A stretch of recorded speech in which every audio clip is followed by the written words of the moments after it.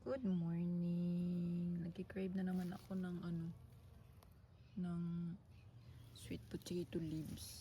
So, kuha tayo. Ang saglit lang naman. Yan ka na naman. Maaligid ang ating bee. Ito lang ang paraan ko para umangat ng konti ang aking dugo. In a natural way.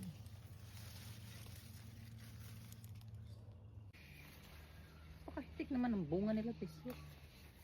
Kung gusto nila yung lugar nila ngayon. Kasi hindi siya masyadong maaari. Hindi rin siya masyadong limlim. I mean, malilim. Dami. Ito na siya. Meron pa sa kabila, pero hindi ko nakukunin. Next time na lang. Kasi hindi ko gusto yung lasa ng spinach. So, doon tayo sa nakasanayan nating ulam. That's it.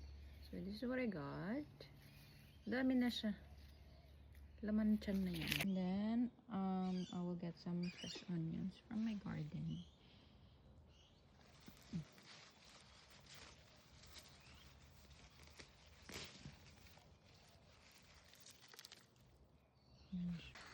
Ganito ko siya ulit.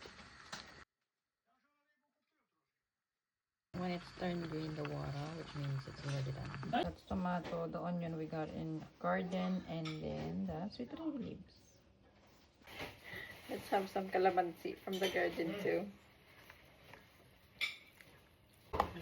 Salt. Then we have eggs. Ito yung ulam ko with egg and rice. Kain!